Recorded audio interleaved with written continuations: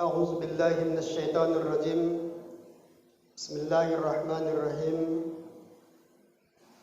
السلام عليكم ورحمة الله وبركاته.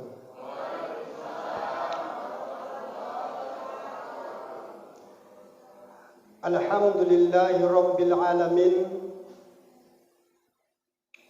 الذي خلق السماوات والأرض وما بينهما في 6 أيام ثم استوى على العرش أشهد أن لا إله إلا الله وحده لا شريك له وأشهد أن محمدا عبده ورسوله خاتم النبي ورسوله حتى يوم القيامة. Yang saya hormati para bapak ibu jamaah salat tarawih witir, dan yang kami muliakan para orang tua kami yang alhamdulillah masih dapat melaksanakan ibadah salat berjamaah pada malam hari ini. Sekarang ini kita telah sampai pada malam yang ke-14. Beginilah perjalanan masa dan waktu. Terlalu cepat. Masalah puasa, masalah lebaran, mungkin ada yang baju barunya dulu belum berapa kali dipakai. Ini harus sudah beli lagi karena mau lebaran.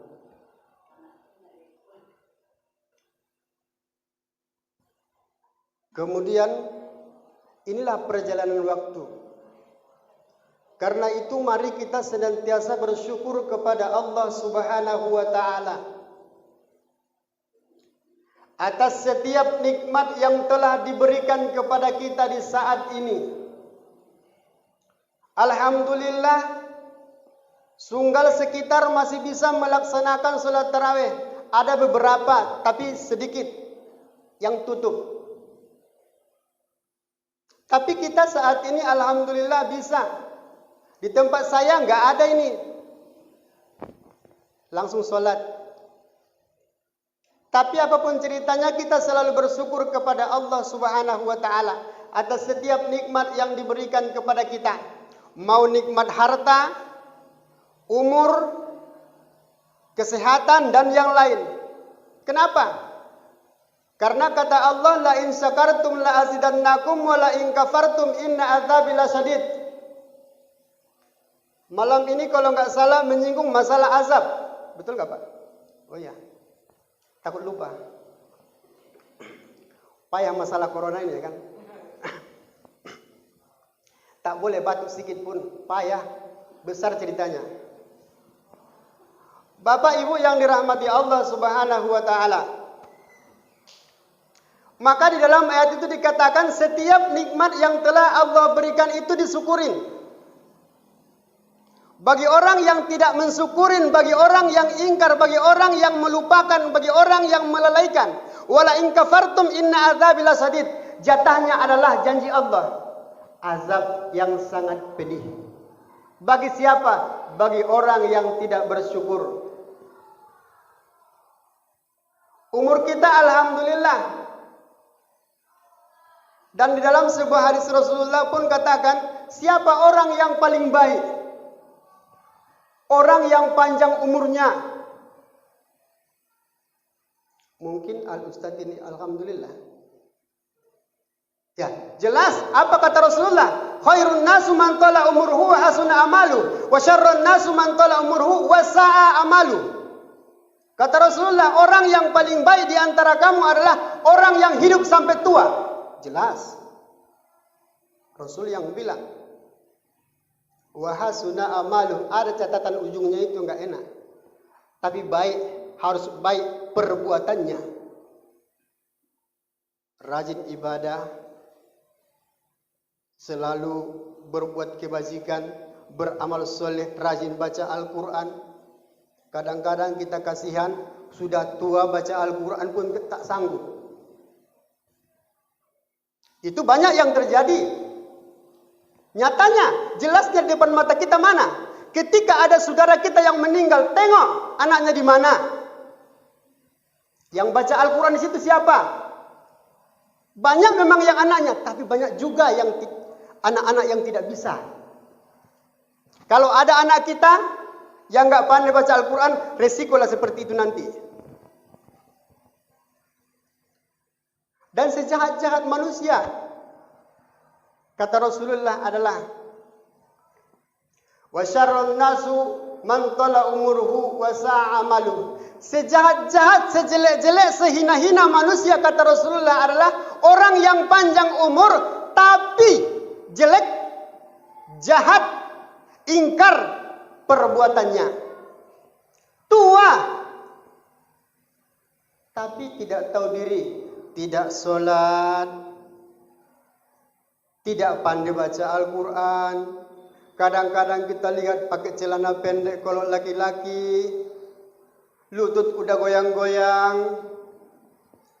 Kalau nenek-nenek udah keriput bertangga-tangga nampak masih sanggup pakai apa namanya ini, lupa saya dah. Ibu lah yang berpengalaman.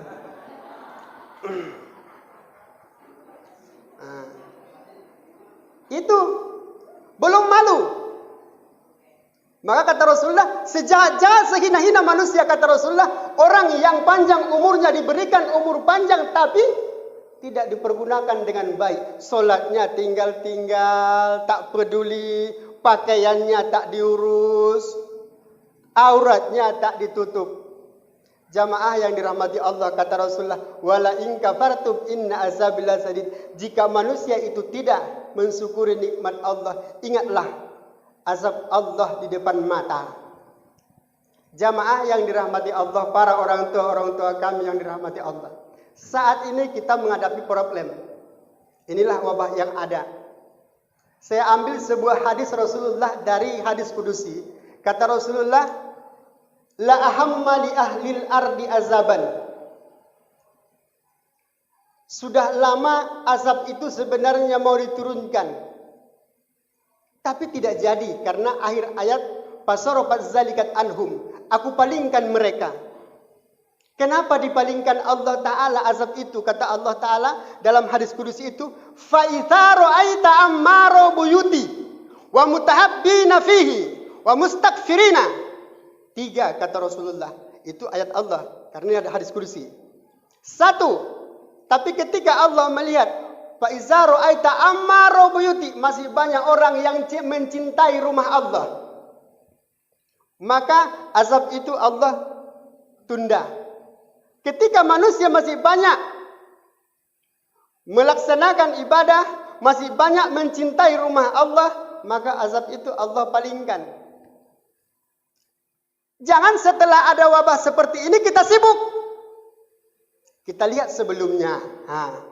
Yang sebelumnya kita lihat bagaimana yang kita lakukan, bagaimana keadaan masjid, bagaimana ibadah kita. Kalau sekarang maunya berdoa saja. Kenapa? Udah merasa ekonomi udah jatuh. Itu kata Rasulullah. Ammaro buyuti. Manusia masih cinta kepada rumahku. Manusia masih rajin beribadah. Manusia masih rajin melaksanakan sholat. Manusia masih rajin mencintai keluarga dengan cinta yang hakiki. Mana cinta yang sebenarnya? Bapak katakan cinta sama ibu, betul tidak? Kalau enggak, ibu ada di sini. Iya kan?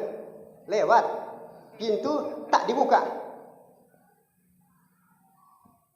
Itu dia. Mana cinta yang hakiki? Cinta kita kepada istri. Ketika mereka tidak melaksanakan ibadah solat, ketika mereka melalaikan ibadah, ketika mereka melalaikan tanggung jawab, ketika mereka menampakkan aurat, tegur. Cinta kita kepada mereka. Sama sebaliknya. Kita kan kepingin bersama di dunia, bersama di akhirat atau di surga. Alam kubur akhirat enggak? Alam pertama sama. Janganlah bersama di dunia, berharap bersama di surganya Allah di samping baginda Rasulullah sallallahu alaihi wasallam. Itu yang ditunggu. Cinta kita kepada anak. Setiap hari anak kita pastikan mereka sholat. Pastikan mereka sholat. Bagaimana caranya? Kita senantiasa berusaha menasihatin. Jangan lupa sholat, nak. Jangan lupa sholat. Laksanakan kewajiban. Dimanapun kamu berada. Cinta kita kepada anak. Tengok. Pakaiannya buka atau enggak. Tutup aurat. Ini enggak. Kalau anaknya boncengan, bangga kali dia. Alah maklumlah anak-anak. Kayak enggak pernah aja muda. Ini ucapan yang salah. Ini prinsip yang salah dalam Islam. Orang tua yang mengatakan hal yang demikian, udahlah biar aja. Namanya anak muda. Kayak enggak pernah aja sih. Kita kan pernah dulu. Oke. Kalau memang kita pernah dulu, apakah perbuatan dosa itu harus kita wariskan kepada anak kita? Itu masalahnya. Apakah perbuatan itu kita wariskan kepada mereka? Kembali kita ke awal. Kata Rasulullah yang pertama, ammaro buyuti. Orang selama masih ada yang mencintai masjid Allah, masih banyak orang yang beribadah. Kalau saat ini mungkin kita lihat karena kondisi yang ada. Yang kedua, wa mutahabbina fi. Masih banyak orang yang suka menjalin kasih sayang. Silaturahmi, menjaga hubungan antara satu dengan yang lain, antara muslim dan non-muslim. Karena Islam itu indah, Islam itu damai. Rasulullah mendirikan Islam, tidak pernah mengajak perang, tapi pantang mundur ketika ada musuh. Itu konsep Islam.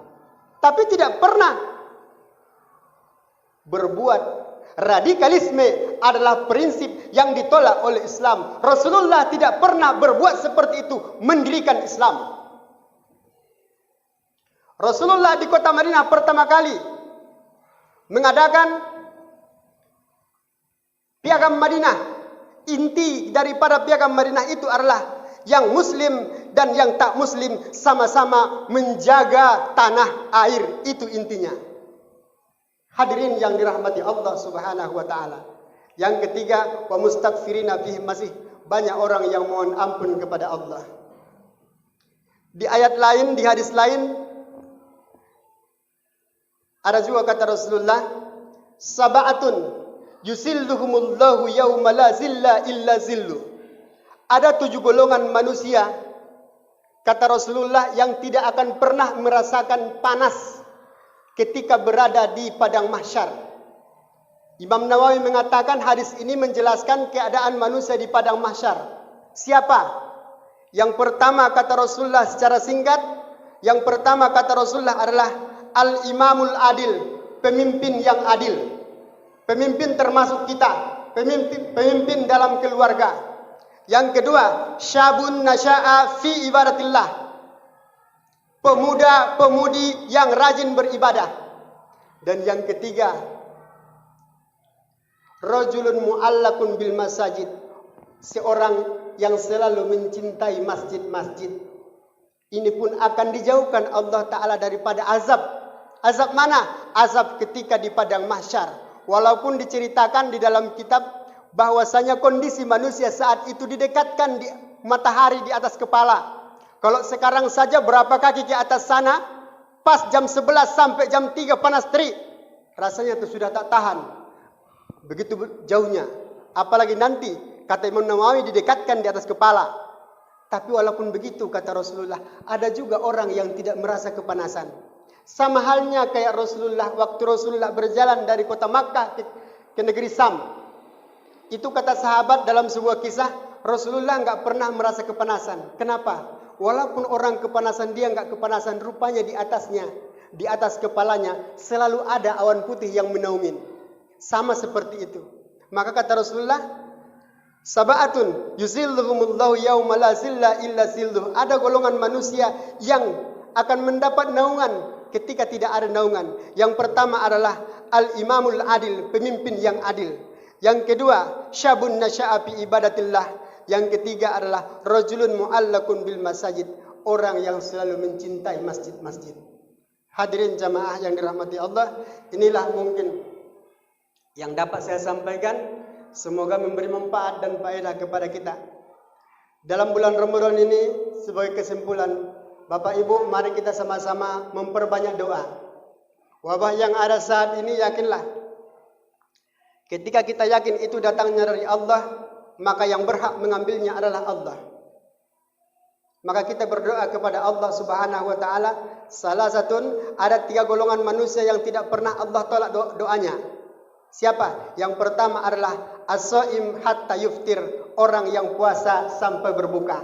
Maka senjata kita saat ini adalah berdoa banyak-banyak kepada Allah Subhanahu wa taala, penuh dengan keyakinan, tapi jangan lupa usahanya. Mana usahanya? Ikuti protokol kesehatan yang ada. Inilah yang dapat saya sampaikan. Wabillahi taufiq wal hidayah. Assalamualaikum warahmatullahi wabarakatuh.